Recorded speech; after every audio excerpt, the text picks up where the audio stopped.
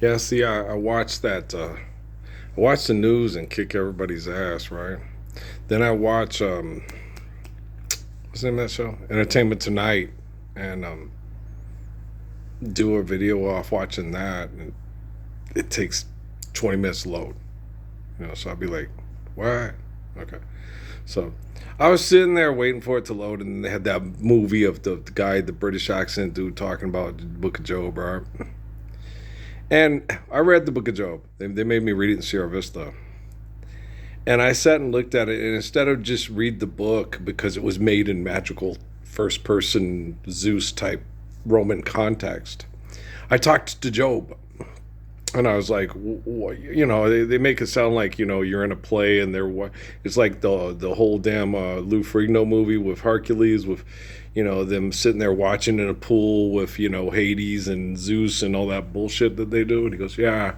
He goes, no. What happened is but Job worked hard, and he wanted to make sure he had plenty for not just his family, but for everybody else that wanted to come and live righteously and be his neighbors, because he knew that the better you treat your neighbors, the safer it is to live among people that are vicious.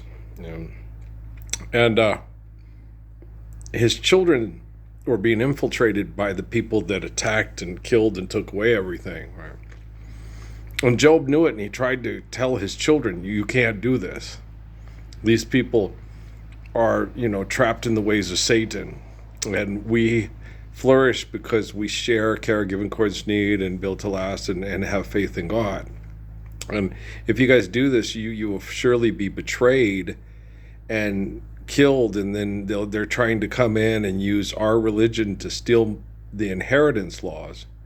And same with his wife, curse God and die and all that stuff. And so it wasn't, because the way they explain the story, it's like, well, make him sick, but don't kill him. Like God telling Satan, make somebody sick, but don't kill him. God's omniscient and omnipotent. If Satan tries to kill somebody, okay, where they're testing him like a lab rat, God can just go, like I told you, I told Elijah that, and I told my dad that, if God comes to talk to you and tells you to kill somebody, you say to him, you're omnipotent, you're omniscient, do it your own damn self, right?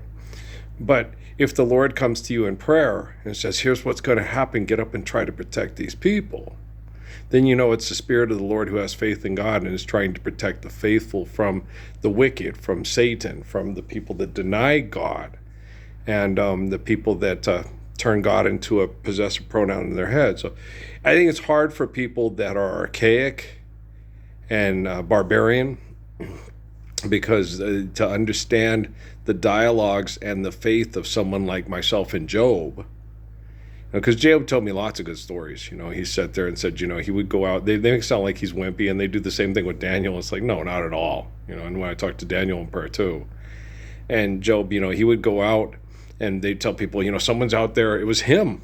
He would go do it himself. A millionaire. Can you imagine, Donald Trump going out to the golf course in Largo and say, what are you doing? I'm stealing your sheep. And then him taking a golf club and hitting the guy on the head and say, don't steal the sheep. What do you look, there's some water right there, some grass right there. I'll give you a ram and a bunch of ewes, and make sure you stay up so nothing happens to your ram, and then you'll get more, and then so forth. And there's water in that, and build a house. But don't steal. If you need something, ask, and I'll help you build your own flock and set up a settlement for your own family. Why? Because these are, and he would tell everybody that, and I think it says it in the book too, that these aren't my sheep, they're God's sheep.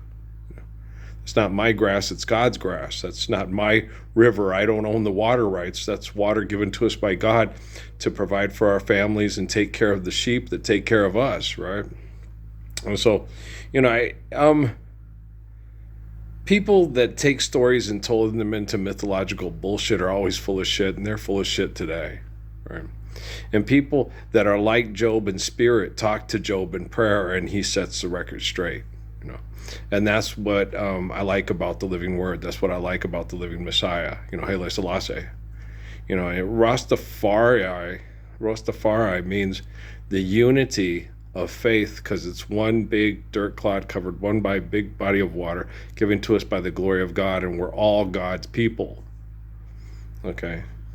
There are people that choose not to worship God, and to deny faith in the glory of God and then do what they want, and it destroys everything given to us by the natural laws of God to sustain everything. And so it's not that hard. It's just people make it hard, And so that's the way they are. But sitting there listening to that song over and over again. I love singing. Selena is so good. And then I sat and listened to Mama Africa. She's from Mozambique. I thought she was South African because she sang so many South African songs. And I didn't know she was from Mozambique. I did not know that. And I've always, had a particular affection and adoration for Miriam Makeba. Her beautiful teeth, and her skin. She's such a lovely woman. She's so impressive and attractive. If I would have met her, if we were the same time era, she was. I was born in '66. So when she was singing Malaika in 1969, I was 3 years old, right? But if we had been, born too late, if I had met her, I would have told her. Of course, I think you already know this, but you are one of the most striking, beautiful women I've ever met, and your presence enters the room before you and lingers after you go, and you leave a presence in a man that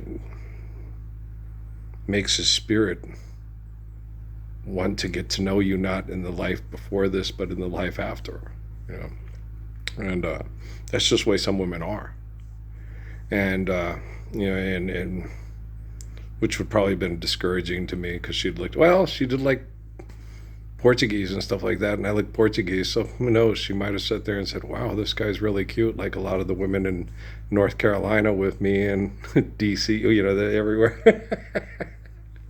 Me and black women and Mexican women liked me too. Their men just wouldn't let me date them, except for in big cities. I could date Mexican girls in Tucson and Phoenix, but not in Cruces. And I couldn't date black girls in Cruces either. Their men were too violent and aggressive and abusive and gossipy. Every time the girls tried to date me, all the guys would gossip about them and talk shit about them and make them try to ostracize them from the group. And Cruces is still that way. And we got 250,000 people now. But in Phoenix and Tucson, you can date a black girl, you can date a Mexican girl, and it's such a big town. I don't want to talk to that person and be around them anyway. So it's a little different when you're dealing with Mexican girls from Phoenix and Tucson than a smaller community. It's really difficult.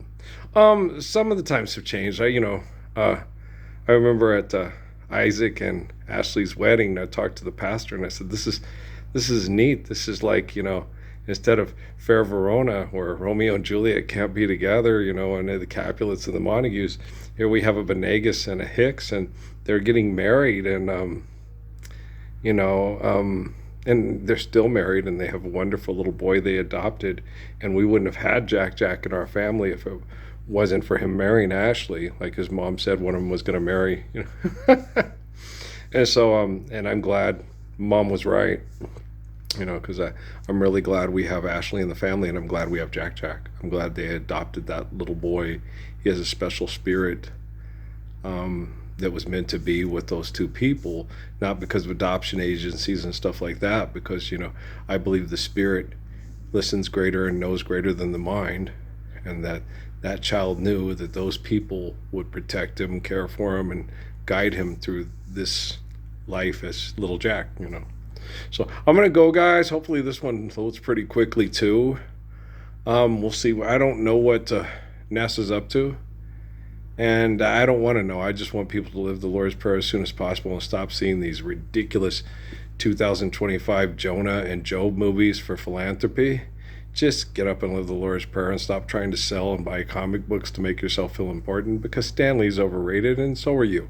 Okay, guys, I love you very much. All right, peace.